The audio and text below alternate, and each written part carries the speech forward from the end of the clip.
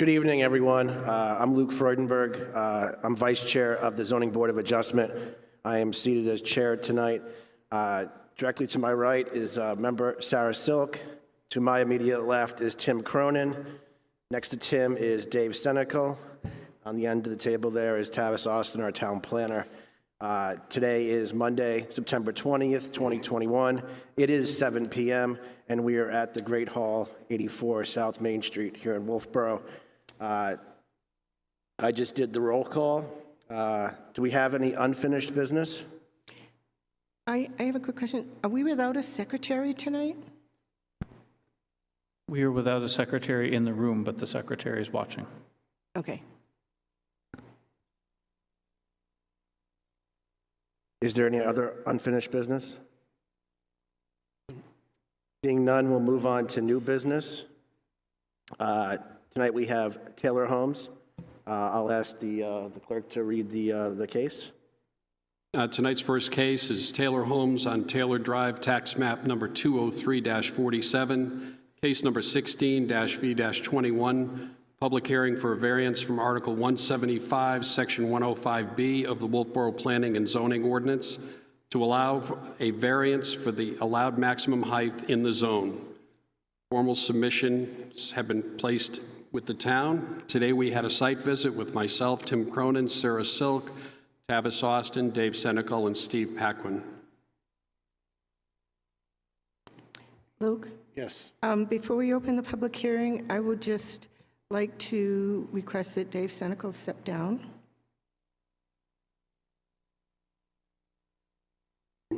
Reason? Yes, I understand that you have a close relative that's in a butter. And one of the reasons they have in here is a big reason for approving this is because enhanced value in the neighborhood, and money is usually the bottom line for anyone to have a perceived conflict of interest, whether there is an actual one or not. I have elected not to sit on this hearing. I would not step down.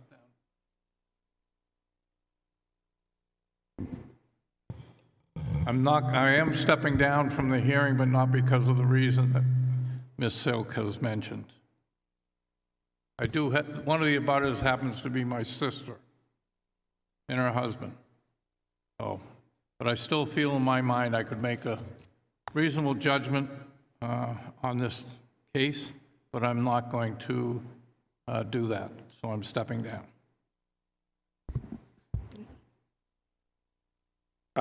I'd like to ask the applicant, since there is not a full board present and there will only be 3 members here seated tonight that are voting on this application, would the applicant like to move forward with the 3 members that are currently seated, or would you like to wait for a seating of all 5 members?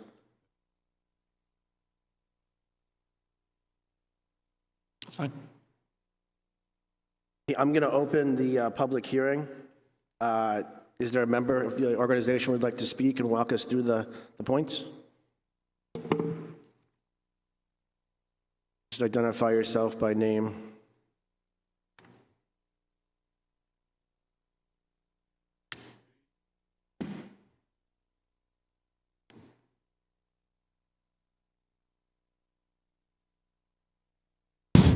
There we go.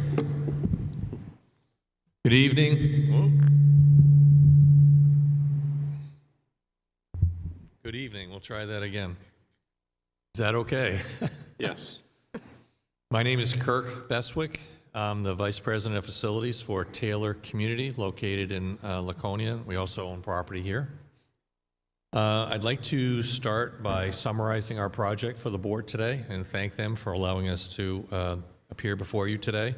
And after I've done the summary and described what we're asking for by way of variance, I'd like to then take the time to introduce a team that I have assembled here today before you.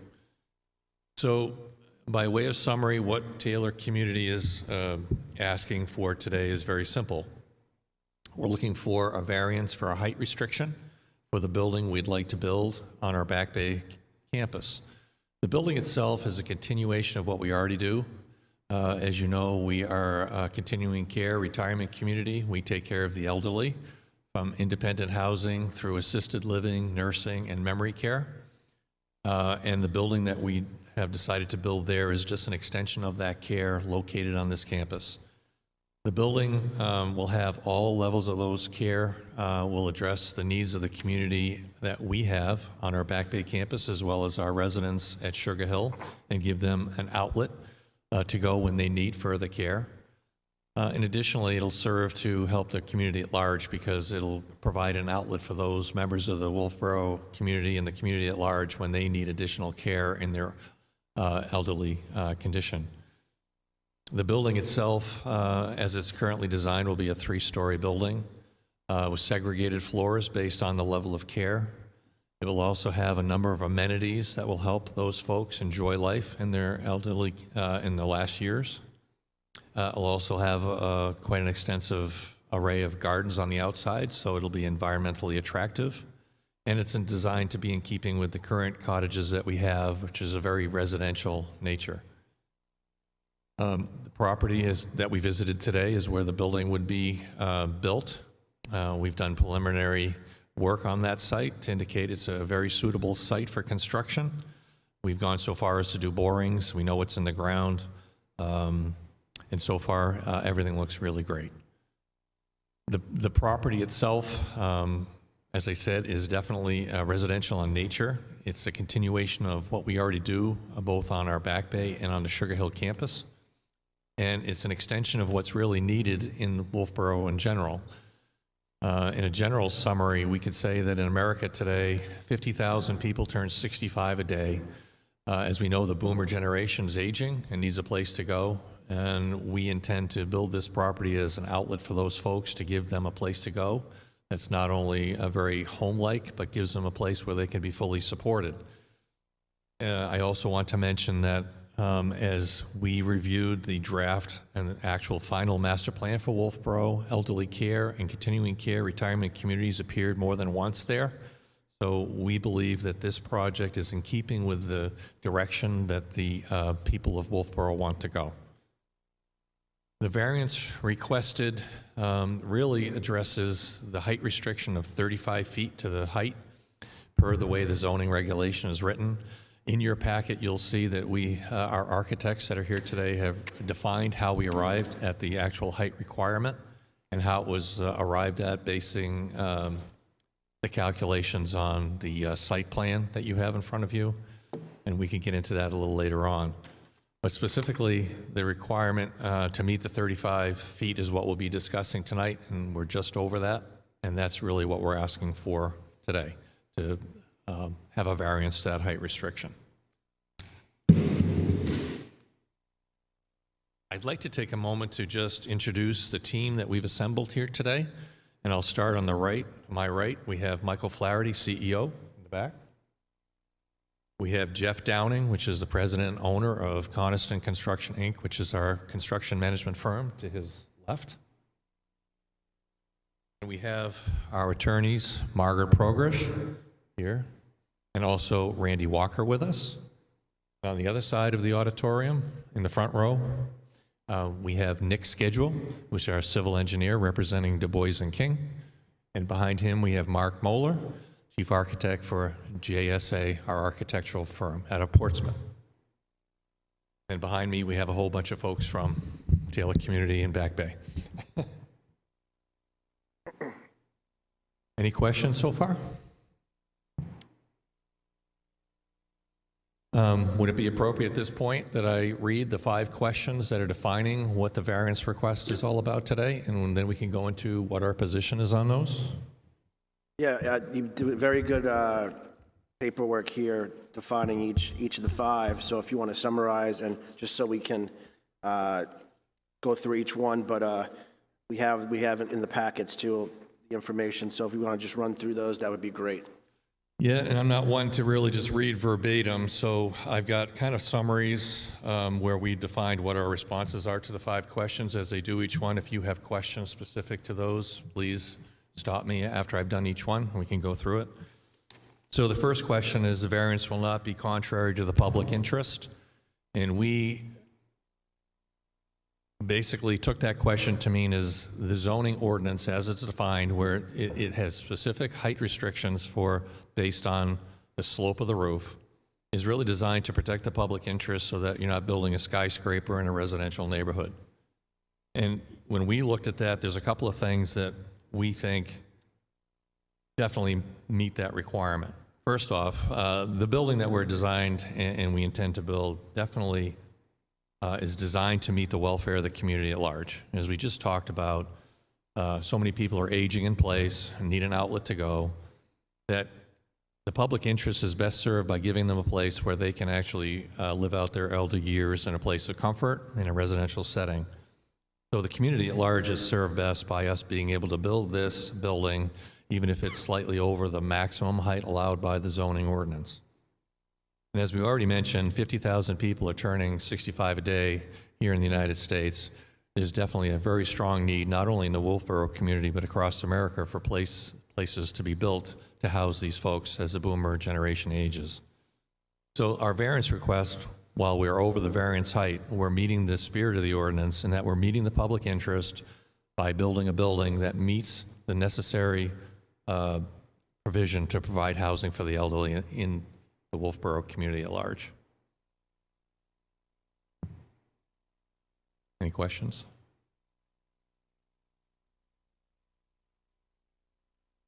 And as I mentioned earlier, we noted in our response in your packet that the master plan, we cited the page where CCRCs and elderly housing are mentioned in the master plan. And then I believe the reference was that the town of Wolfeboro should be looking for opportunities to increase that type of housing within the town limits. Moving on to question 2, which is the spirit of the ordinance is observed. We took that to mean that the spirit of the ordinance is to protect abutters, to protect the residential nature and the vacation land nature of Wolfeboro by limiting the style and the height of the buildings as they could be built. And that's honestly a good thing to do. So we defined some things here that, and those of you who went out to the site noticed that the area that we intend to build are pretty much shielded on all sides. We have our cottages, we have woods all around this property so that none of the abutters can actually see this property. So if the spirit of the ordinance is to make sure we're protecting abutters, the first thing we note is that they're protected because the building height in this building itself will be protected from the abutters by the forested areas that are around the property. B, the abutting views aren't hindered because no one will be able to see this property. The trees we're estimating around this property are all over 70 feet, and we're looking at a tree height that's much greater than the height that we're asking for this building. So again, the nature of the site is very much protecting the building itself. C, when we thought about this, the team that you've assembled here before you today took great lengths. We've been working on this project for quite a while, and we've taken every reasonable precaution, and even some that were unreasonable, to try and meet this 35-foot height restriction. So we didn't spare any effort in that, and I think my team can basically attest to that. But every effort to reduce the size and footprint and height of this building has already been taken. So we're meeting the spirit of the ordinance in taking those precautions and reducing the overall height of this building to the best of our ability, noting that it's already well shielded by all of the abutting trees and no one else will be impacted by the building itself. Third question is substantial justice done? And it is something that kind of hit me, and I'll just read it. It says, the loss of the healthcare building is not outweighed by the gain to the general public in denying this variance.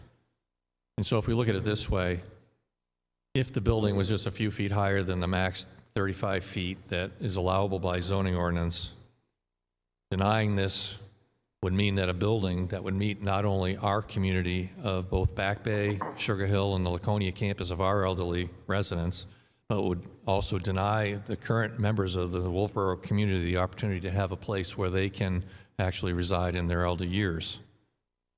So the variance satisfies the requirement of fairness through the following. We did take every reasonable effort to limit the building height the planned building height really isn't unreasonable, knowing that it's really residential in nature, and while it may be 3 stories in height, the building has been designed by our architects to be very much cottage-like in its exterior, and the roof profiles have been basically limited to give it a very much residential appearance.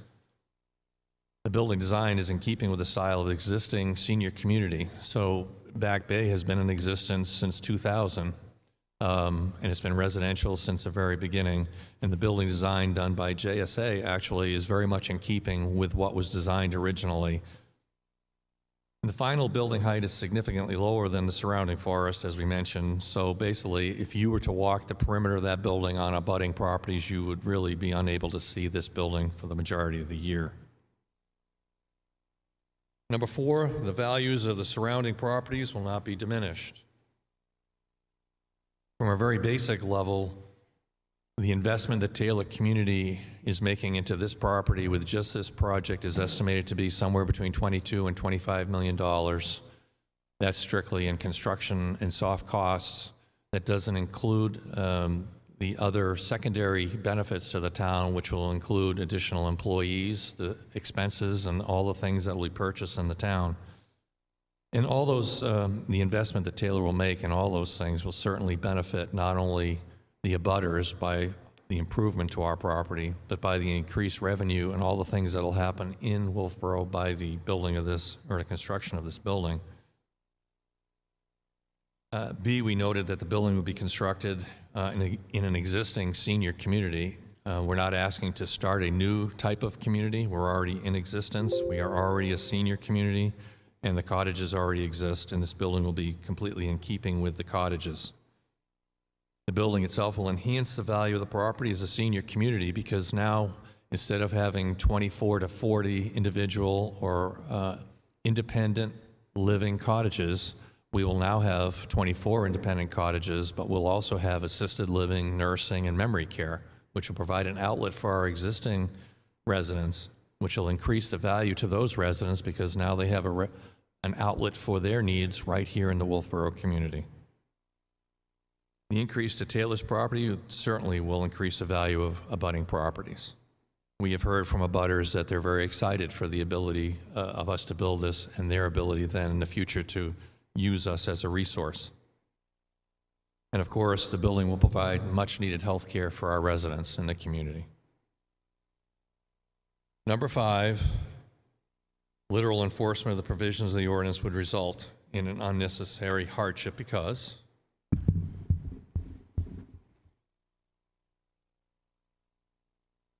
literal enforcement of the provision of the ordinance would result in unnecessary hardship because we had a number of things here. Special conditions of the property that distinguish it from others. So the first thing we noted is bordered on all sides by wetlands, one being a prime wetland. We can't get around that. Buildable landmass is very narrow on the onset, narrower to the east, restricting opportunity for development. Nowhere to go. When you do a cost-benefit analysis or pro forma, it demonstrated that the planned building sizes with current number of rooms is required. I mean, in a very basic sense, it has to be of a certain size in order to make this a feasible business enterprise. And 4, property is not visible in large part to abutters.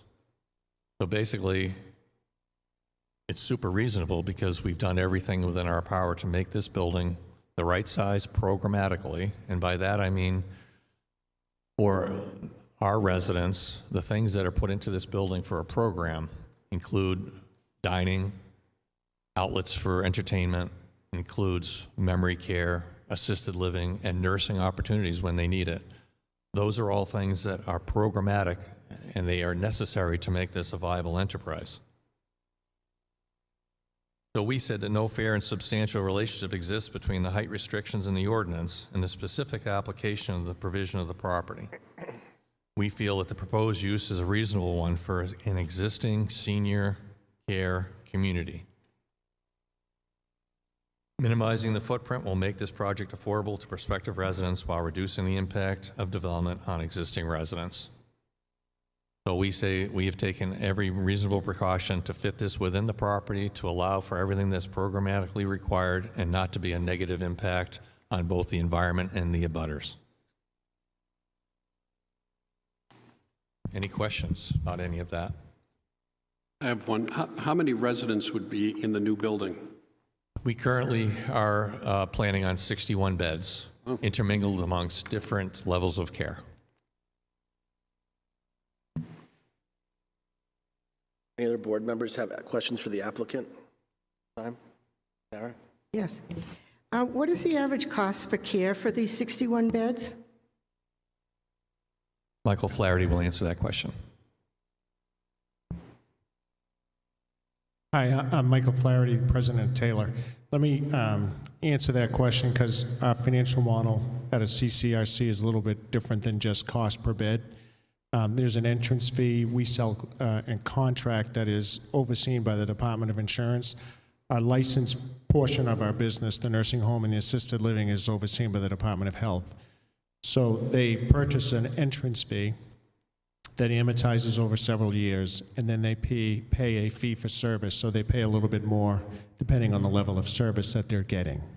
So on average, it's about $1,200 to $1,500 per unit in independent living, and it goes up from there. Assisted living is, for an apartment, is somewhere in the neighborhood of about $6,000 to $8,000 per month, depending on size of the apartment and services that may be given to those. And then memory care is a little bit more than that, and nursing is just shy of $10,000 per month. Did that answer your question? Yes. Okay. Just one additional thing that we do as a nonprofit is we provide, I think this is an important point, when folks outlive their financial resources, we allow them to continue to live whichever part of the continuum that they lived there.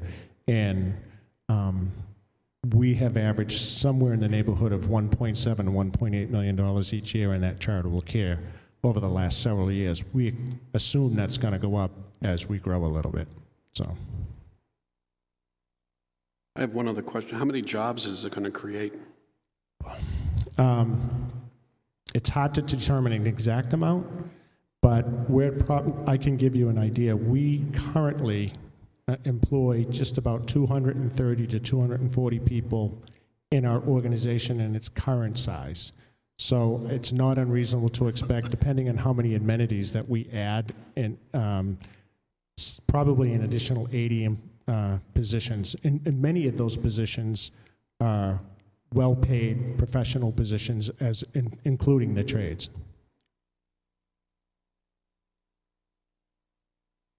Thank you. Okay. Sarah?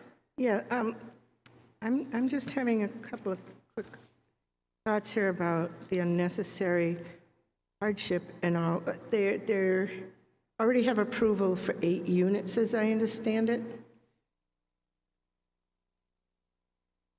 Yes, our site plan that was approved at the initial construction included 8 more cottages on that location that we visited today. All the infrastructure is already in place, including water, sewer, stormwater is already run into that location. So what is the special condition that prevents you from building those 8 sites that were granted? What is the hardship that's preventing you from doing that? I'm having trouble finding a hardship in that particular piece of property. Those original cottages are independent living. They're not approved for, nor are they designed for assisted living. They're not designed for, approved for memory care or nursing. So while we're pre-approved for 8 cottages on that site, we're proposing a greater benefit to the overall community, which would be 61 beds of a healthcare facility, which would be able to serve not only our community, but the Sugar Hill community and the greater Wolfeboro community. So the hardship is you cannot meet those in 8 cottages that are pre-approved. It sounds like a choice. I see no testimony here from realtors about values on the property, which are one of the 5 points that we have to look at. I'll go ahead and open the public hearing. Is there any members of the public that wish to speak? Seeing none, I'll close the public hearing. Board members? Oh, booth. I think I know some of you. I'm here as a trustee of Huggins Hospital. And I just want the board to know that Huggins trustees and senior management wholeheartedly support and endorse this effort. We're in the healthcare business. And right now, if someone wants to get memory care, someone wants skilled care, they go out of the community. And if we look at Sugar Hill, for instance, plus the Back Bay, 90% are people who lived in Wolfeboro most of their lives.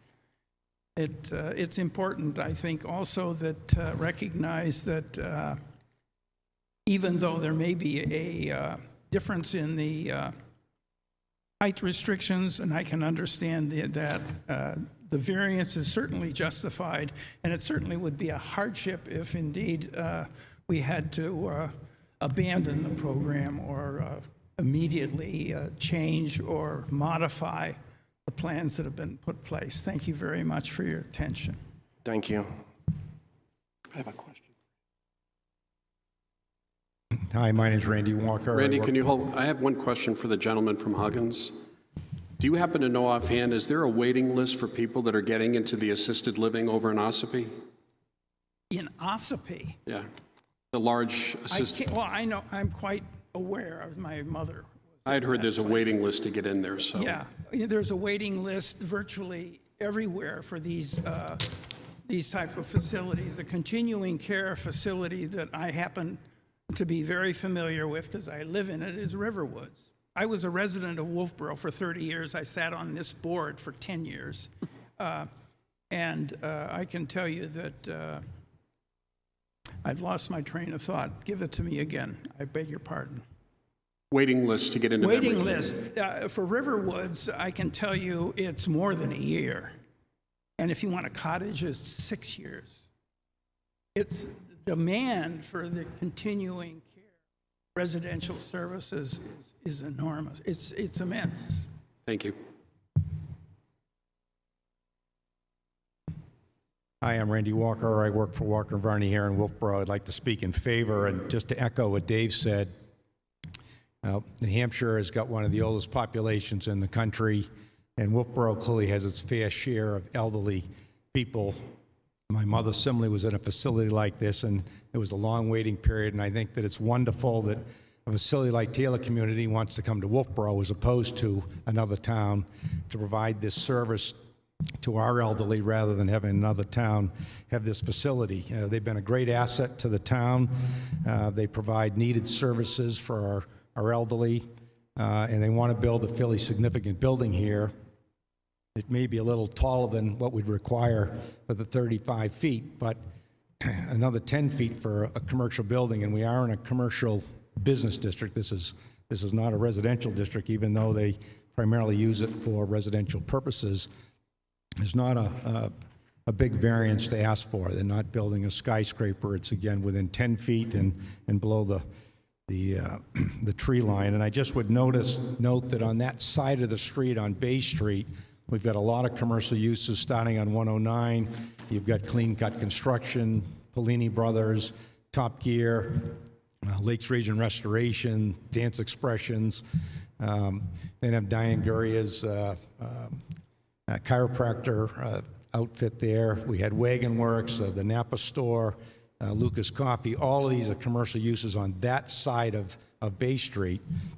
And I think that this facility provides a nice balance to that. And the facility that they're proposing is located on a 30-acre site, and it's somewhat centrally located. And if we drive by on a daily basis, you won't even see it. And I drove in there this morning just to get a look at it, and I was very impressed how immaculately it was kept. You know, great people in there, as these people will attest. They do a wonderful job with that facility. And given the fact that it's going to be well screened, not only from the neighbors, none of whom I believe will speak against this, and to Sarah's point about realtors, I don't believe there'll be any diminution in value of property. And I think the best way to determine that is when you have neighbors that are objecting, and I believe we have none that would suggest that that's the case. This facility supports the public interest. That's essentially their mission, to provide for the health, safety, and welfare of the community. It will not alter the essential character of the neighborhood, which they have already been embedded in for 2 decades. I think substantial justice would occur because they're well off of Bay Street, below the tree line, will not be seen by the neighbors. Fair market value shouldn't be impacted at all. This facility has done a great job, and with a new building, they will continue to perpetuate, I think, that great job. And I think that as far as one of the special conditions that they may have, that although it's a 30-acre site, there are wetlands in the area that they would like to build in, and they really have 2 choices. They can go out or they can go up. And because of the wetlands, they can't go out. So invariably, they have to go up, which is why they're bumping into that height restriction. But again, it's fairly innocuous at only 10 feet above the 30-foot requirement. So I would respectfully request that you approve this application. I think that it's not only consistent with our ordinance, but also consistent with the master plan, which encourages this type of usage. If you just state your name for the public. I'm a resident at Back Bay. I'm a trustee at Taylor Community. My husband is dementia care in Laconia for 5 years. I've been traveling 5 years, over 5 years, Laconia. I just want to say that Taylor has worked diligently, as I've been on the board for a number of years, to move this plan forward. Even before Sugar Hill came on the horizon, Taylor wished to provide services in Laconia. I suggest that you might think long and hard about where people that live in Wolfeboro go for dementia care, assisted living, and nursing care, because there isn't much here. So I request that you approve this, even though I live and I have a vested interest in this. I just want you to know that. Thank you.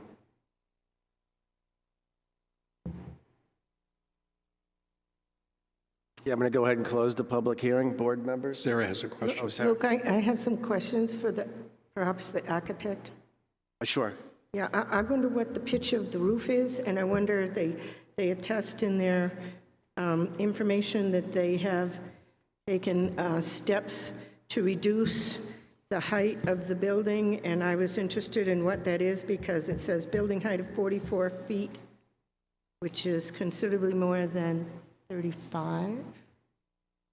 So at this time, our team will come up and walk through that, Mark Moeller and Nick's schedule.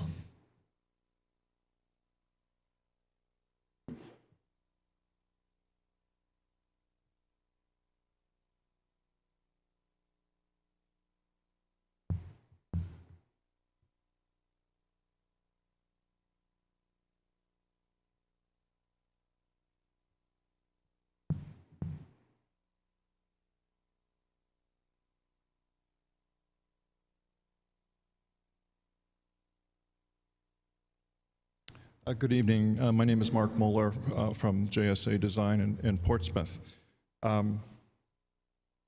If I understand your question, you asked what steps we undertook to investigate. My initial question is, what is the pitch of the roof? It is 10 and 12. Okay. So the building, if I may, I can give you a very brief overview, if you'd like, of what you're seeing in the color rendering that's before you on the easel, and some of the other conditions that wrap around the footprint. So, make a long story short, it is a 3-story building, but it has a walkout basement, if you will, along the back side facing the woods. The rendering that you see on the easel represents the view from Taylor Drive. That's what the general public and visitors will be seeing. The building height is calculated from the average existing grade to the midpoint of the pitched roof. So the existing grade is actually 5 feet lower on average than what you see in front.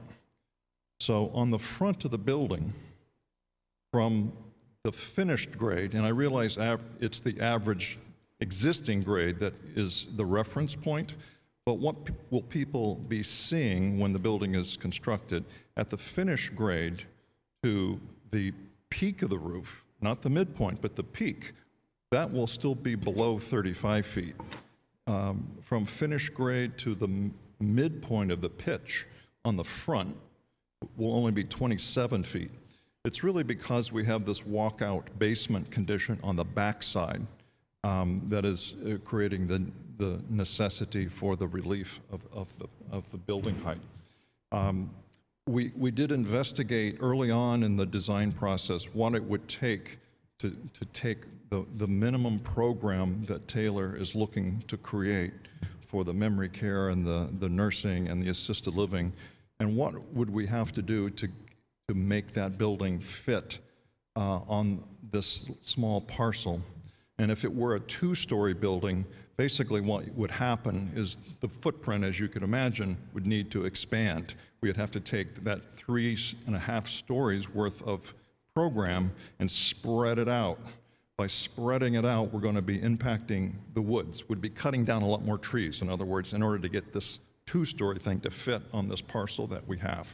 So we've taken the stance that we're trying to keep as compact a footprint as we can and keep as much of the buffering trees that we have and provide the amount of site parking that's required and try to keep it all on this one parcel. And we don't need to try to expand into the cottage areas that are across the street. And I have one other exhibit that I'd like to share with you.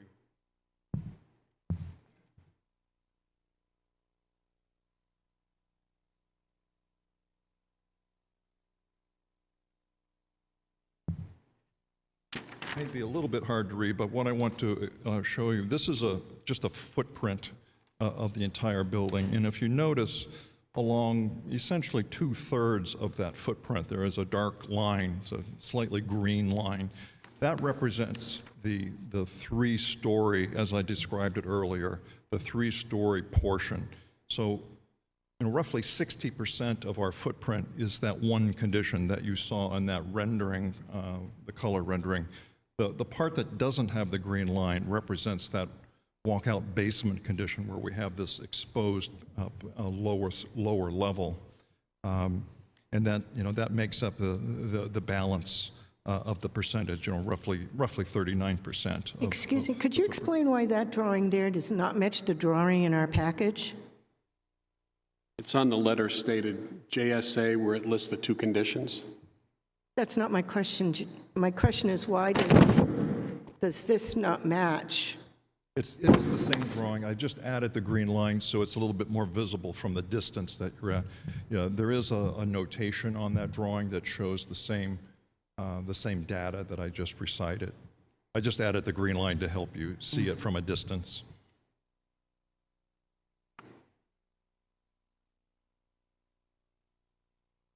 Any other questions that I can answer while I'm up here? Any other questions from the board for the architect? Thank you. Board members? I'm good. Sarah? I think that's all my questions for now. We go through the 5 criteria ourselves.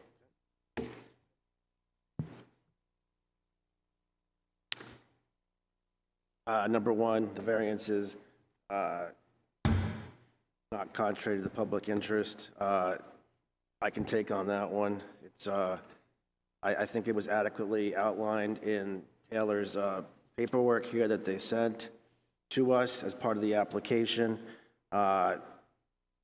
This does serve the public interest, and the healthcare in our community is definitely a needed thing for our community, being an aging population.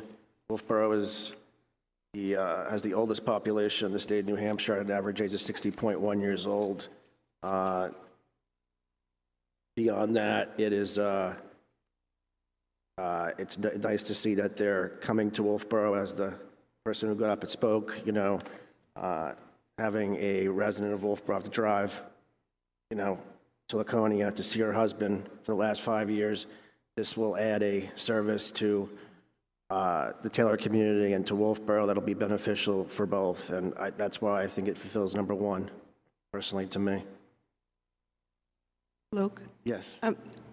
I have a concern about that, in that if you wanted to go to Riverwoods, if you want to go to Taylor, if you want to go to Sugar Hill, you have to have a certain level of income, and this in no way relieves the congestion for places like Mountain View, which is where the majority of the people in Wolfeboro will go. So I'm not certain I agree with that answer for question number one.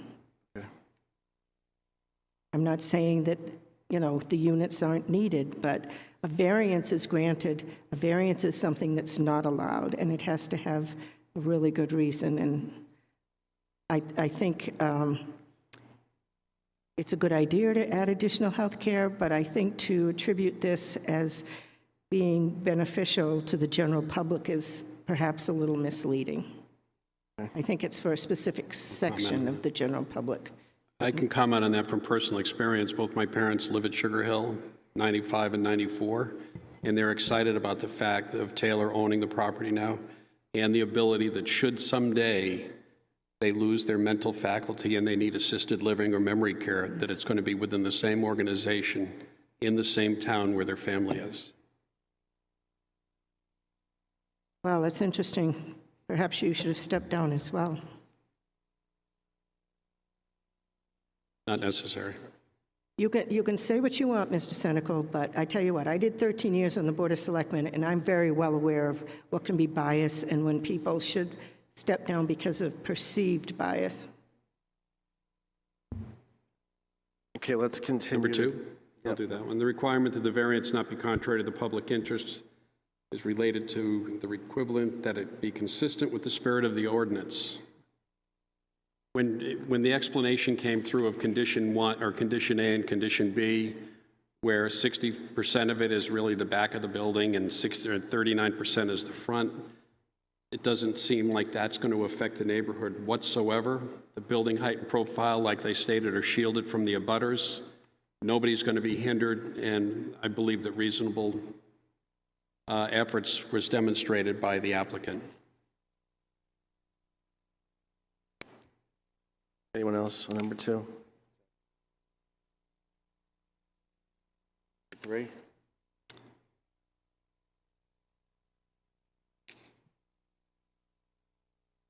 Financial justice. I mean, I think number three is self-explanatory. I think they did reasonable efforts to limit. I like the explanation that if they couldn't go the extra floor, how it would just be spread all over. But I think in a lot of businesses like that, if you had to turn around and you couldn't do the third floor or have the 60 beds and you got cut down to 40, it wouldn't be economically feasible to run an operation.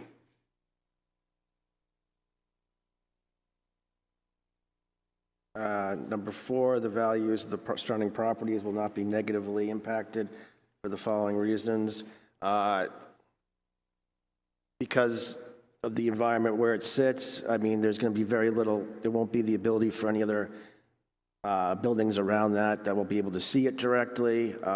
It's in a fairly commercial zone, though it's hidden inside the Taylor community itself. So I think that, and though we have no real estate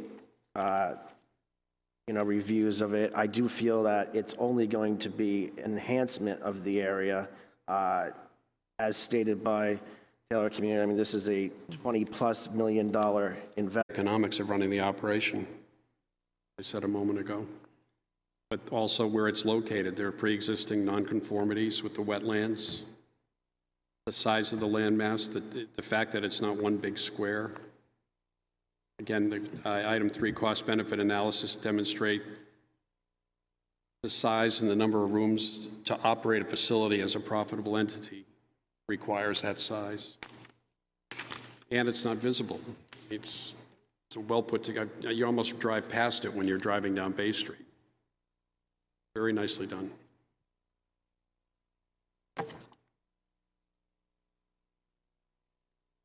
Yes. The commercial in the area, I believe it was Randy, gave the list of several of them, are all virtually 1 or perhaps 2 stories. And it might be 2.5 stories for the chiropractor, but the business next to that is single flat roof type place. And every other business in that area borders on wetlands. You get over to Filter Bed Road and it's extremely wet. And I think the cost-benefit analysis is what caused them to realize that if they made it smaller, they would get less money, and that's not a criteria that we're supposed to be considering. We're supposed to be looking at what's going on with the piece of property itself. So I don't think that point's been met.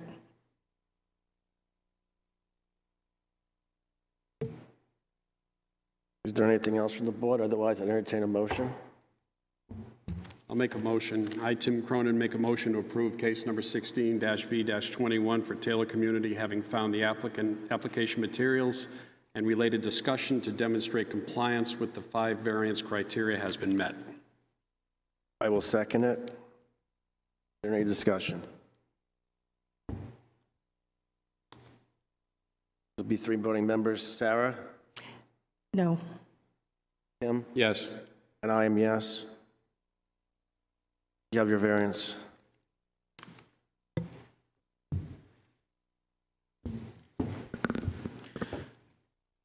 Mr. Chairman, jumping forward to other items on the agenda, not aware of any Q&As that were submitted to the town attorney and any responses, or I've not been made aware of any potential member discussion items for this evening. One thing I will mention, going down to number 5, so there was discussion at this board's last meeting to continue the minutes of June 23 and July 19 to the August meeting because of attendance, which you are still lacking in general part. So my suggestion might be to move all the minutes until the next meeting. I agree with Tavis. Yep. I think we should postpone them. Make that motion. I agree. Yeah, that's a motion, Okay, sure. I'll second that. All those in favor? Aye. Aye. And now you're down to number 6. Anything else from the board? I make so moved. Move to To what? adjourn? To adjourn. Yeah. Yeah. Second? Yeah. Aye. Aye. Okay, so Thanks, Jake.